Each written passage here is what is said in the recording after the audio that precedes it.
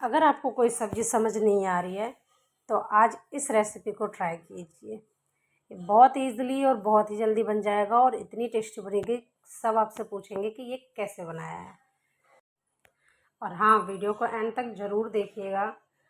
और वीडियो अगर आपको पसंद आए तो प्लीज़ प्लीज़ इसे लाइक कर दीजिएगा। तो चलिए देखते हैं इसकी रेसिपी। इसे बनाने के लिए मैंने मसूर की दाल को, जो रेड वाली दाल होती है, उसे मैंने सोक कर लिया है 3 से 4 घंटे के लिए। अब इसे एक मिक्सी जार में डाल लेना है। इसमें डाल रही हूँ 4 लहसुन की कलियाँ, 1 हरी मिर्च और इसका एक फाइन पेस्ट बना लेना है। ये देखिए, मैंने ऐसा पेस्ट बना लिया है। पेस्ट की जो कंसिस्टेंसी है वो इतनी होनी चाहिए। इससे ज़्यादा थिक भी नहीं करना है आपको, क्योंकि इससे क्या होगा, वड़े जो हैं काफ़ी हार्ड बनेगा और रनी नहीं होना चाहिए।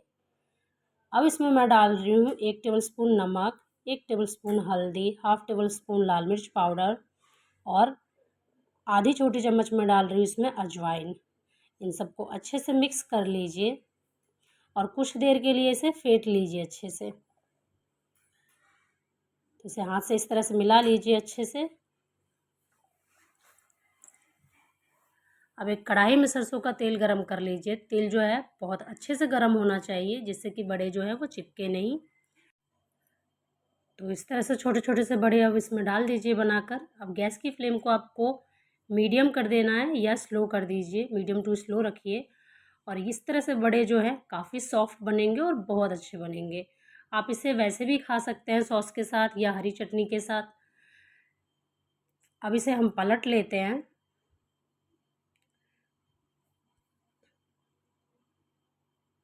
ये देखिए, इस तरह से हमें एक एक करके सारे बड़े को पलट लेना है।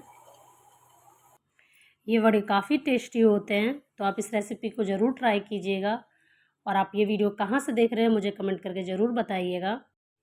वड़े अच्छे से पलट पलट कर सेक लीजिए। और ये देखिए, वड़े जो है पक चुका है, अच्छे से सिक चुका है। अब हम इसे निकाल लेते हैं एक अलग प्लेट में।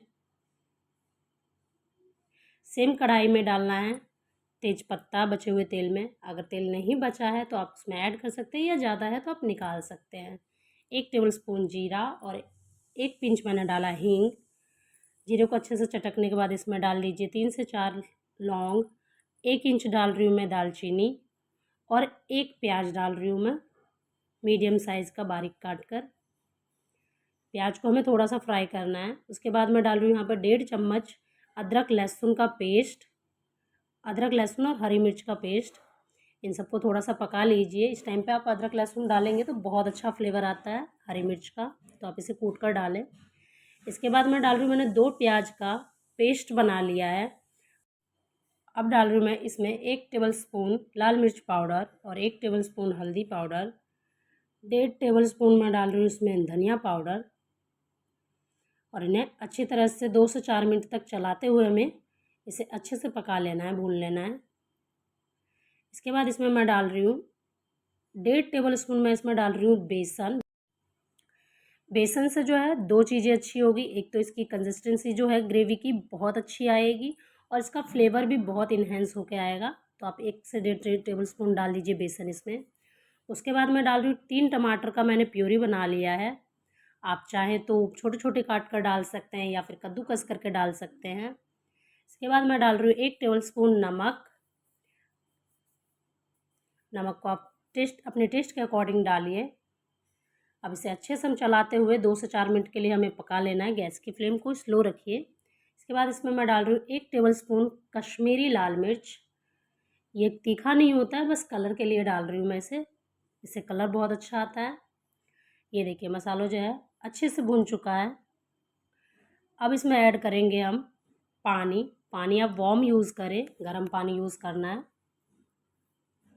और इसे मिलाते हुए चलाते हुए पका लीजिए। थोड़ा सा और पानी डाल देते हैं, क्योंकि वड़े जो हैं उनमें पानी लगता है थोड़ा सा, तो आप पानी थोड़ा सा एक्स्ट्रा डालिए, जिससे कि वड़े जो है अच्छी तरह से पक जाए और सॉफ्ट हो जाए। इसके बाद मैं इसमें डाल रही हूँ 1 टेबलस्पून कसूरी मेथी। पानी मैंने थोड़ा सा और ऐड कर दिया है।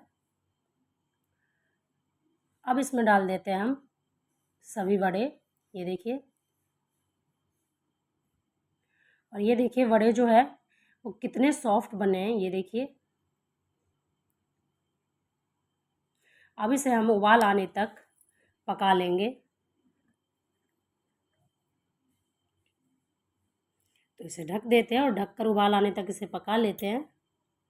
और ये देखिए सब्जी है बनकर रेडी है। इसमें डाल रही हूँ लास्ट में मैं धनिया पत्ता, 1 टेबलस्पून गरम मसाला। और ये देखिए सब्जी जो है कितनी अच्छी बन के तैयार है।